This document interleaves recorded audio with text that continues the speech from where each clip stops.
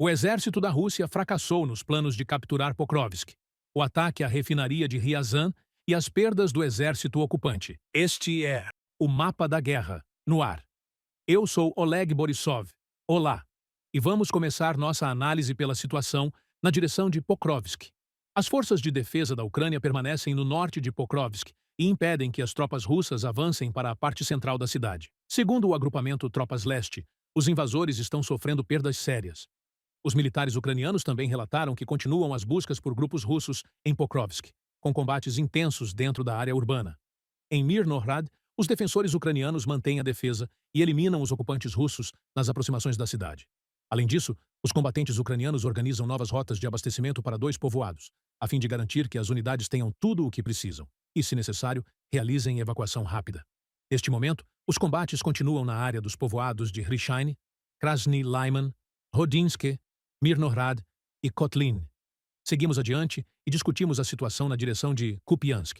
Aqui, os russos superestimaram suas forças e estão sofrendo perdas. Os ocupantes mais uma vez afirmam um suposto cerco a Kupiansk e avançam em vários trechos da linha de frente ao redor da cidade. Mas isso não corresponde à realidade.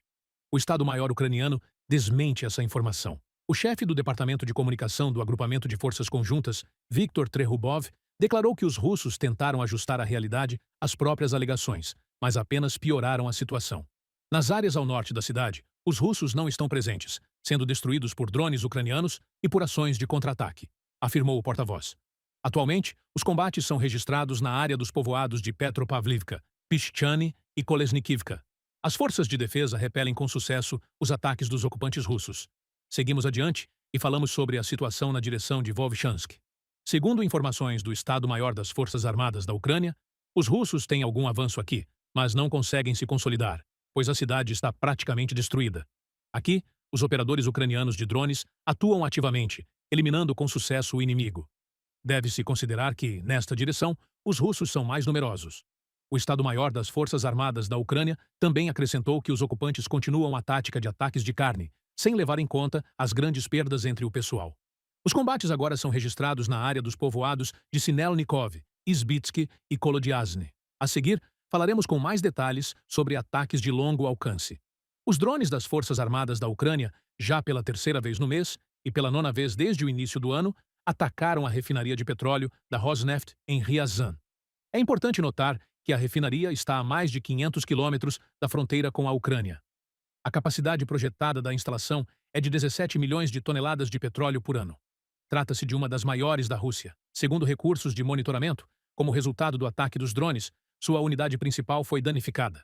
E falaremos sobre isso com mais detalhes com Dmytro Snehirev, analista militar e político. Dmytro, olá. Quais prejuízos a Rússia sofre em consequência de ataques desse tipo contra as refinarias de petróleo? Segundo dados da própria Rússia, as perdas totais da economia russa, em consequência dos ataques dos drones ucranianos contra as instalações de refino de petróleo, já se aproximam de cerca de 100 bilhões de dólares americanos. Este é um prejuízo muito sério, até mesmo para um país posto de combustível. Mas o mais importante são as perdas políticas, de imagem e econômicas do país ocupante. Vou explicar do que se trata. O país que funciona como um posto de combustível é forçado, em nível governamental, a adotar decisões sem precedentes sobre a proibição temporária da exportação de combustíveis e lubrificantes. Trata-se de gasolina e diesel. E, ao mesmo tempo, é obrigado a importar gasolina e diesel do território da República de Belarus e do Cazaquistão. Ou seja, a Rússia reconhece o fato de que, apesar dos colossais recursos naturais, petróleo e gás, o país é forçado a compensar exatamente esses prejuízos causados pelos ataques ucranianos por meio da importação. E levando em conta que a economia russa enfrenta problemas muito sérios, isso representa uma pressão colossal sobre o orçamento russo. Lembro aos estimados telespectadores que, segundo dados de economistas russos, a parte de despesas do orçamento russo já em 2026 será aumentada em 4%. São perdas econômicas colossais. E repare que os ataques a cada mês superam praticamente o mês anterior, tanto no número de refinarias atingidas, quanto, consequentemente, no volume de meios de ataque ucranianos utilizados. E isso já está longe de serem apenas drones ucranianos. A balística ucraniana também entrou em ação. E a partir do ano novo, os desenvolvedores ucranianos falam da possibilidade de realizar ataques contra o território da Rússia com mísseis balísticos ucranianos com um alcance de até 800 quilômetros. E isso significa que novas refinarias vão arder em chamas intensas. Ressalto que está longe de ser a primeira vez que os drones ucranianos percorrem esse tipo de distância e atacam com sucesso alvos na Rússia. E onde está a defesa antiaérea russa? A defesa antiaérea russa praticamente não existe. Além disso, é importante destacar que, para proteger instalações essenciais em Moscou e na região de Moscou, sistemas de defesa antiaérea estão sendo transferidos até mesmo da região do Ártico. É bastante revelador que isso esteja sendo feito sem sequer alterar a pintura dos equipamentos. Isso é muito significativo. Também é preciso observar que a Rússia é forçada a reconhecer que seu sistema de defesa antiaérea possui um caráter chamado de pontual. E é muito notável que o país ocupante esteja atualmente replicando a bem-sucedida experiência ucraniana, que consiste em grupos móveis de fogo. Na Rússia, isso é chamado de falcões de Stalin. Mas quão falcões eles realmente são, podemos avaliar pelo menos pela quantidade de refinarias que, total ou parcialmente, interromperam suas operações em consequência dos ataques dos drones ucranianos. Mais de 40%. Portanto, como vemos, as asas desses falcões não estão em bom estado de funcionamento. E ao resumir a situação da defesa antiaérea, é preciso mencionar outro fato bastante relevante: a redistribuição dos sistemas de mísseis antiaéreos S-400 e S-300 da região de Leningrado. Ou seja, o deslocamento da cobertura das fronteiras da OTAN diretamente para a zona de combate e para a região de Moscou. Esse é o grau de prioridade. Isso demonstra que faltam sistemas de defesa antiaérea. É importante também destacar a tática bem-sucedida dos drones da Direção Principal de Inteligência do Ministério da Defesa da Ucrânia, no momento de destruir sistemas de defesa antiaérea da Rússia, tanto nos territórios temporariamente ocupados da região de Zaporíjia, onde, em particular, ontem foi neutralizado mais um sistema Buk, quanto no território da Crimeia ocupada. Ali, isso já se tornou uma boa tradição. Nas últimas 2 semanas, os drones da Direção Principal de Inteligência do Ministério da Defesa da Ucrânia destruíram 8 alvos militares legítimos. Trata-se de radares, de sistemas de mísseis antiaéreos S-400 e das próprias unidades de lançamento S-400. Por outro lado, segundo informações do Estado-Maior das Forças Armadas da Ucrânia, a Rússia perde diariamente mais de 1.000 soldados no fronte. Há quem possa repor essas perdas colossais? No momento, a reposição efetiva das perdas colossais, e as perdas realmente são colossais, é realizada por 3 recursos principais. O primeiro é o chamado pessoal contratual. Mas há um ponto muito relevante. Segundo dados do eternamente embriagado ex-presidente da Rússia, Medvedev, de janeiro a novembro, 336 mil cidadãos russos assinaram contrato com o exército russo. Mas aqui há um detalhe muito revelador. As perdas do lado russo, de acordo com a comunidade de inteligência britânica, chegam a 353 mil. Isso supera a capacidade de reposição do efetivo por meio desses chamados contratados.